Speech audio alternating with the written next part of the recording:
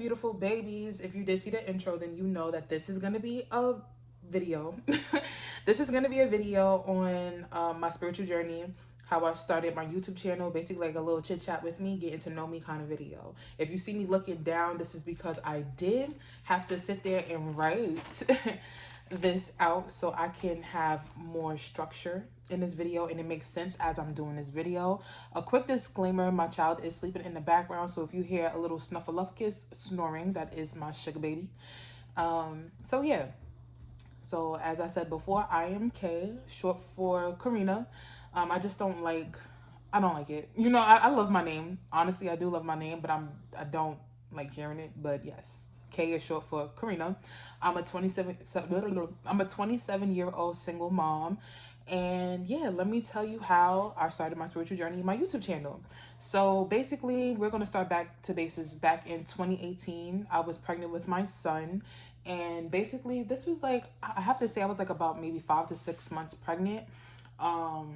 And you know, I was going through some stuff and I didn't even notice I was really going through it. I was definitely in a state of depression. I was definitely in a very toxic relationship, a very unhealthy relationship. But while I was pregnant with my son, I started watching YouTube channels. I started watching YouTube heavily, like real heavy. The first type of videos I was watching on YouTube was mukbangs. Okay, I was watching mukbangs. I know a lot of people actually watch mukbangs, ASMR videos to help you go to sleep, or you know, just to soothe your thoughts, or just to give you like a peace of mind. I can't remember what ASMR stands for, but that's not what this video is for. But yeah, all right. I was watching that, but then I also started watching pick a card readings. The first tarot card reader I watched on YouTube was actually Charms Intuition Tarot. I think that's how you pronounce it. Charmed Intuition Tarot. What made me like her channel so much in particular was the simple fact that compared to a lot of other readers in other YouTube channels, they had charms. She had charms, right? And I thought that was so fucking cool. At the time, I didn't know much about adding charms and, you know, readings and stuff like that, helping people have more, what's the word that I'm looking for? More, what's it called? Like connecting the dots more. It's something else. Helping people, like helping it resonate for people. But that's not the word I'm looking for. But you get what I'm trying to say. You get what I'm trying to say. But basically, yeah, I was watching her video and stuff like that. And like I said, I was pregnant, sad and stuff like that. The particular readings I was watching from her were love readings, trying to see what's happening next in love, or how does this person feel about you, you know, shit like that. It wasn't particularly those in that you know, in that particular order, but I was watching a lot of love readings and love videos and stuff like that. But she was definitely like one of the first people I was watching, and it kind of inspired me to do my own YouTube channel, right? So I can't even front. I kind of got addicted to watching YouTube videos, especially YouTube pick a card readings and stuff like that, especially about love, because I didn't know what was happening between me and my ex. I'm not gonna front, I feel like I was very lost. I put too much energy and I put too much of myself in that connection with my ex, my child's father. I loved him more than I loved myself, and I feel like that's kind of what led us to a down, like a, you know, going downhill. Honestly, me loving him too much, me not having, or me not wanting to be out, going out with my friends and stuff like that, me just like solely looking for him for happiness, not looking at myself for happiness. Like it just, I was doing too much in that relationship, and I don't regret it, because I feel like if I didn't go through those lessons that I went through with that particular relationship, I would have went on to my next relationship looking like a clingy person, or someone that can't live without an individual. Like I really learned a lot from that relationship. I learned not to ever go back to any of my exes. I also learned not to solely rely on my exes for happiness, love, and all that shit that you should be giving to yourself, you know? But yeah, that's neither here nor there. We're past that. But yeah, that's what I was mostly watching on pick a card readings and stuff like that. Okay. So me and my ex, you know, it was a lot going on there. But I just want to say, like, I'm not gonna front. I consider myself this. Some people may not consider themselves that, and some people don't want to call themselves that. But I definitely was a weak bitch for a very long time. I was definitely stagnant. I was stuck, and I felt like I had a lot of shit that I had to work out for myself. That I'm trying to tell you, I was just looking at that's another story for another time. But that relationship definitely helped me turn to spirituality. That relationship definitely showed me that I needed to heal myself so I can move on with my life and remove blockages in my life, because that particular person was a huge blockage in my life, and I can't even lie. Like, he was a huge toxic, nasty blockage in my life that I had to be removed. Okay, boom, gone. But so after, I had my child and stuff like that, and me and my son's father, and me, mind you, okay, 2018, me and my child's father were not in an official relationship, but we were together. We didn't have a title on it, but we were together. um yeah, so basically I have my son, and this is like still 2018. My son was born in May. So we still doing whatever we doing, whatever the case is. And um it just started getting really unhealthy. It didn't become physical, but if we both would have continued on in that relationship, it would have became physical. Like, we would have put our hands on each other. Thank God it didn't get that far, but the arguments that we were having were terrible. We was having arguments in front of my child. It was just very unhealthy for both of us, for both parties. And yeah, child. Yes. So we're gonna move forward to 2019, where, like I said, after I have my son, I was settling into motherhood and stuff like that. Me and my child's father were still dipping and dabbling and messing with each other, but we were not physical.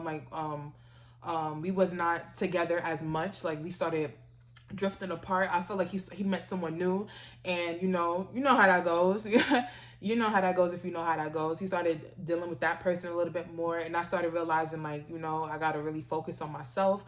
Mind you, I also was about 300. I'll probably insert pictures and stuff like that so you can see, but I was almost like 350 pounds. Like, I was big and healthy, depressed, sad, felt like nobody wanted me. I didn't feel beautiful.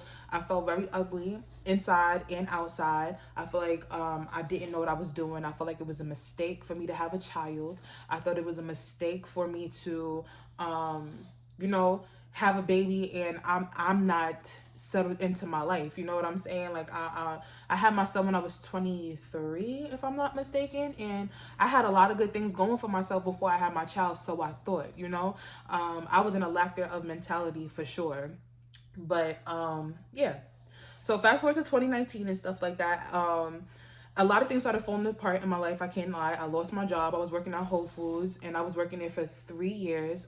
Even after I had my son, I was working there a whole year after having my child. Really proud of myself for that. I commend any mother or any parent that is fucking working and has a child at home. I commend you completely, because that shit is not easy. I thought I could do it, but life happens, and it wasn't working like how I expected it to work. And I thought I was going to have more help on the father's part. And after the sex and stuff stops, then sometimes some situations, it drifts apart with the sex. So I found myself being a single mother. I found myself trying to make ends meet. Didn't have money in my pocket. I was feeling really down. I felt like a horrible mom, because I didn't have everything I need. I didn't have money. I didn't have the funds and stuff like that. Mind you, I'm on fucking public assistance. It was just like a lot of shit just kind of felt like it was falling apart. 2019, right? Oh my God. But 2019 is also, I feel like, I think the pandemic started in 2019. So mind you, with the pandemic starting, you're home all the time. You don't have shit to do and stuff like that. I wind up deciding that I want to purchase my first tarot deck. And I was just like, let's do it. So I actually was going downtown for a job interview at where was I going? Bed Bath and Beyond, right? So I was going to an interview for that. I wound up seeing a Barnes and Nobles after I finished my interview. Something told me, like, girl, go inside there, because I know Barnes and Noble sells tarot card. Find me a tarot card deck, find something that is like calling towards me, or something if I'm feeling something. But I wound up going there. I found my first tarot deck. I purchased my first tarot deck. And let me tell you, that's the tarot deck I least use. I don't use that deck at all on my channel. I cannot even remember the name of the deck. Is how much I'm like disconnected from that deck. Like, I don't really like that deck of cards. And I feel like if it's the deck of cards that I got, I shouldn't have gotten for my first time using them. I don't know who the fuck I thought I was, but they had all this different shit compared to the original Rider Waite tarot deck that I should have got. And I should have stuck with. You know, I should have got these first, and I think I would have been even better at that time with my tarot cards and my tarot readers and shit like that. But yeah, I wound up buying my first tarot deck in 2019, and I even put out my first YouTube video in 2019 as well, where I was just, you know, testing the waters just to see what would happen. Of course, my video didn't get that many numbers. I got like this in my face right here. Don't mind that. But I got like 50 views on it, and I was like, oh shit, I could do this. So yeah, that happened. But what made me get into tarot card readings before I even looked on YouTube and I seen other people doing it, because I'm not gonna front, I feel like this whole tarot card reading spirituality thing, I feel like people are seeing it more so as a trend than more of a lifestyle thing. But we're gonna get into that in a second as well. But what made me get into tarot card readings in general is my cousin, and this was years ago, before it was popping, before a lot of people was doing it, you know, before it was like a huge little platform thing. My cousin was doing tarot card readings. She was also into astrology, which she went to school for and stuff like that. She has certificates. My cousin is certified, okay? I seen her using the tarot cards, and she used to be like, hey, cuz, what you think this card mean? I'm like, girl, I don't fucking know. You know, I used to just interpret the cards that I seen, the stuff that I seen, the background and stuff like that. And she was like, oh, you know, you should try doing that. She was supposed to give me my first tarot cards, but she never did. Mind you, this is like 2006, 2000, and like back then I should have been had my own tarot deck, but I didn't have any money to afford it. And when I did, I got them, period. I feel like I was always good at interpreting cards. I always had a sense of my intuition has always been really high. I have been always good at like, this is what's gonna happen, this is what's not gonna happen. Those of you that don't know, my personal opinion of what tarot cards are is just a sense of clarity. But yeah, that's what we got with that. Yeah, so I wound up getting my first tarot card deck. I know I'm all over the place, but I wound up getting my first tarot card deck from Barnes and Nobles. And then I wound up looking at a video on YouTube by Moonlight Guidance, and she has a video on it's like I'm gonna say it's like about an hour long video on what each card is, the major arcanas, the minor arcanas. She even goes as far as what each card what each card specifically means, like the zodiac sign behind it and stuff like that, the Venus, and like she got really in depth with it. And I was what I did for me to learn was write down, you know, everything that she was saying. I watched the video a couple of times. I watched a couple of other videos, but her particular video for me was very informative because I kind of already knew what some of the cards meant at that time, and she just was helping me boost my knowledge for what the cards were, right? So yeah, like I said, this is all 2019, right? Because we in 2022. I'm not done. So yeah, I wanted watching that video. I'm more of a visual learner than a person that needs to like sit in the class and watching the teacher go back and forth. Like I get bored really easily. I get bored easily, tired easily, and it's just like I become uninterested in it. Watching someone do it and being able to rewind, fast forward, stuff like that, that keeps me interested in it because I can control what the fuck I'm looking at. But yeah, wound up watching that video for a very long time. So I wind up in 2020, 2020, I started doing that. I also was going to school for medical billing and coding. I also went to school for security. I was doing a lot of stuff. I was trying to find myself because I felt really lost. Like after my son's father really decided to move on, I found out that he was having a baby, he was living with somebody, and I'm like, these are all the things that I wanted for us. He wound up having a baby with this girl, and he had a girl. I wanted a girl, you know. Instead, I have a beautiful, healthy fucking son that's so smart and so handsome. So thank God for that. God knows what you need, okay? I do believe in God. If you don't, I do apologize. But yeah. He wound up doing all of that extra stuff. My father wound up passing away, and then that made me even more lost because that was the only man in my life at that time that was, how can I say, like I really looked up to my father. Like me and my dad didn't have the best relationship, but it's like by the time he was like passing, like towards his uh,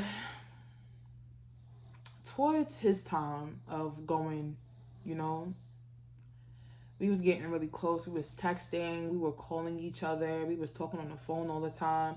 So with him passing away, I'm not gonna front, I kind of got a little lost.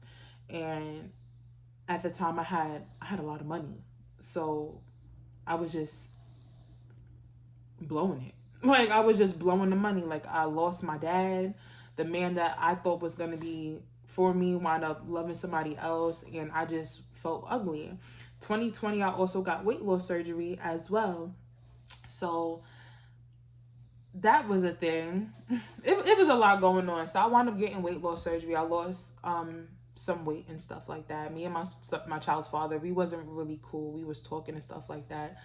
Um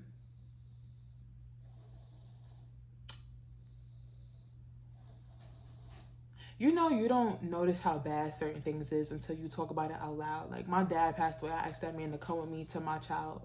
I asked him to come with me just for some moral support because you know that is my father and he passed away. My boy said, "You know, I don't like funerals," and I was like, "Wow."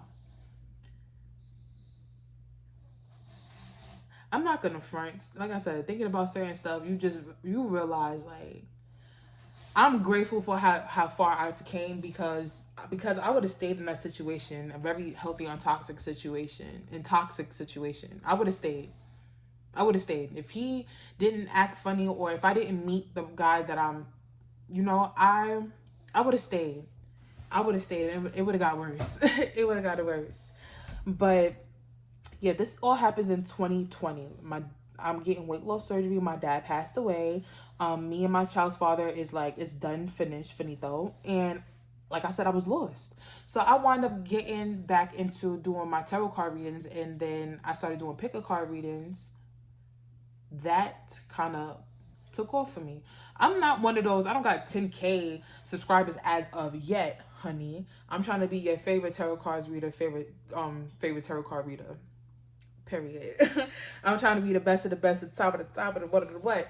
Okay, so in 2021, I finally decided like I'm gonna take YouTube seriously. And mind you, I've had jobs in between taking YouTube seriously. Like I worked for Instacart, I worked at a local supermarket, but I have always had that feeling inside of me like I should not be working for anybody but myself.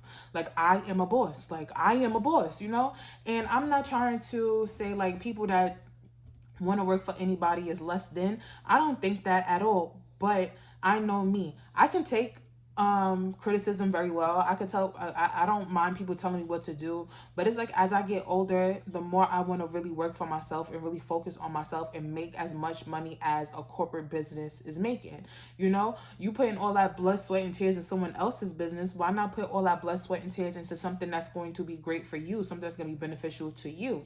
So that's what made me decide like to leave my I left my supermarket job as soon as I got to 1,000 subscribers and I was monetized on YouTube and I was able to get paid. I said fuck that job. I want to focus on YouTube, and plus I have to focus on my child anyway. And I was working like the night shift at the supermarket, and it just still just making ends meet. I'm like, at the end of the day, I've been doing these kind of fucking side hustle jobs for like the past 2 years, and I'm not happy. So I wind up I feel like I should just do what makes me happy. What made me happy was doing YouTube and doing tarot card readings. I also do personal tarot card readings, and I felt very energized and I felt very fucking good to, you know, sometimes you give people bad news and stuff like that. But I was so happy to be able to be someone that people relied on for some type of sense of clarity, some type of sense of happiness, some type of sense of, oh shit, you know, I can't believe you know this, or oh my god, I can't believe you know, that shit feels so fucking good. I can't even lie. You know, I can't even lie. Um So 2021, I dove deep and I just was like, I'm gonna do this. So for like a whole year, we're in 2022 right now. I've been taking YouTube and my channels very fucking seriously, and now I'm trying to get my personal YouTube channel up and running and things like that.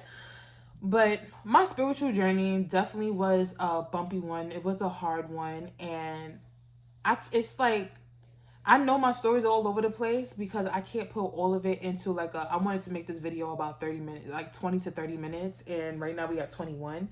And it's just like I think I'm gonna have to come back in for like a part two, part three, and really have to break down certain things because I had a lot of shit going on. I had a lot of things happening to me. But I just wanted to let you guys know how I started my spiritual journey and why and how I started my YouTube channel. Enjoyed this video and you watched all the way to the end. I am so grateful and I'm very thankful. Make sure you guys like and comment, share, subscribe, and things of that nature because I will be posting more frequently, and I'm gonna try to post like 2 to 3 times out the week. And if you enjoy it, make sure that you thumb your girl up, and I will catch you guys in the next video. Peace out, beautiful babies.